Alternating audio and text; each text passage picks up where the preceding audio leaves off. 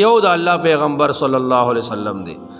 او د دوی په आवाज باندې په زرګو خلک جهاد لروزي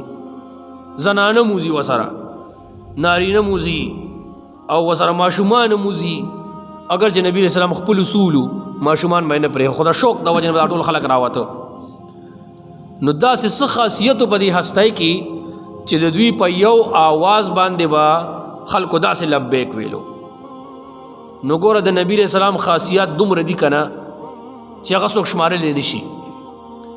او هغه څوک په کتاب کې لیکي نو کتابونو کې را جمع کېدی نشي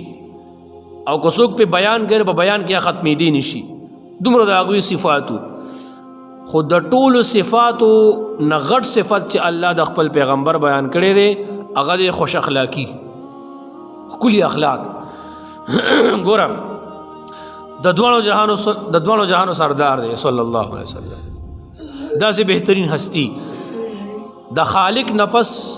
په مخلوق کې د ټولو نه لویه درجه زموږ د پیغمبر صلی الله علیه وسلم ده الله ول مرګریم داسې ورګړي دي چې بیا په مخلوقاتو کې د نبی اسلام نه پس ته بهتره درجه صحابه و ده انبیاء نه پس کنه نو شاګردان هم دومره بهترین او استاد هم ډیر بهترین دا خبره طارق جمیل صاحب د خشته انداز کې بکوله وای دون اعلی استاد دی دون اعلی شاګردان دي خداغي باوجود الله تعالی د خپل پیغمبر ته فرمایي وای کچری تاسو بد اخلاق وي نعوذ بالله استاد طبيعت مبارک سخوي نو اگر چې تاسو ډیر اعلی استاد یې شاګردان د ډیر اعلی دي خدای به تپریخ وي او تلی به درنه بد اخلاقی دومره بد شي دی نو الله وای دا دومره خلک چې ستانه غیر چاپیر راغون دي دا صرف تاسو د اخلاقو د وجې نه دي نو الله فرمایي چې صحابو ته خیر دی غلطیاں معاف کوا بخنه ولا غواړه زمانہ او په کار کې وسره مشوره کوا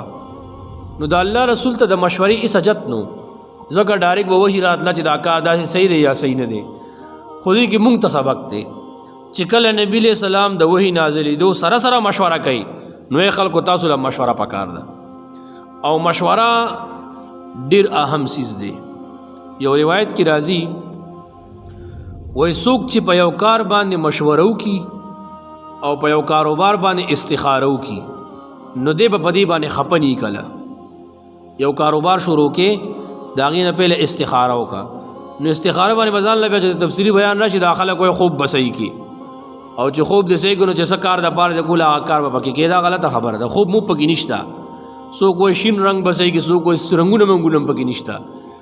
د استخاری مطلب د طلب خیر الله نه خیر غوستل استخاره وکړه نو که په دې کار کې خیر وي نو دا کار به ته شروع کی او که په دې کار کې خیر نه وي نو به دا به ته نه شروع کی اوس مثال تا اوس خو مضبوطه اراده او کچره رشکا علما او استخاره دیو کو بیا سباوي بلوزي مړه بس رشکا نه علم یار بچته مزدوری کوم نو مطلب دی کې خیر نو تازه کدا کار شروع کو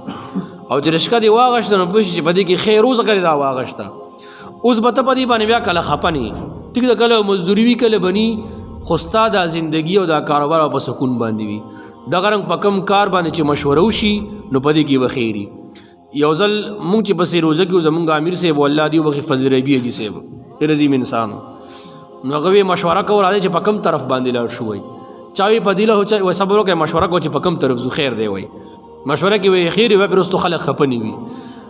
نو ټولو مشوره ورکه چاوي دی خو چاوي خو امیر صاحب د زیاتو کسانو رائے پدیله بلار شو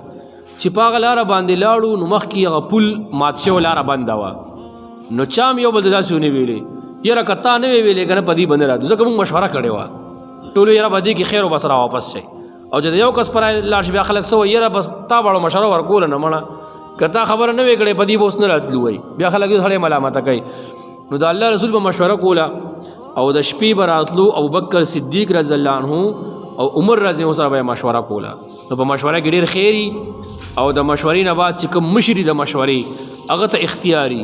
چې هغه بیا هر رنګ فیصلو کا باغی باندې بسو خپکیږي نه صلی الله علیه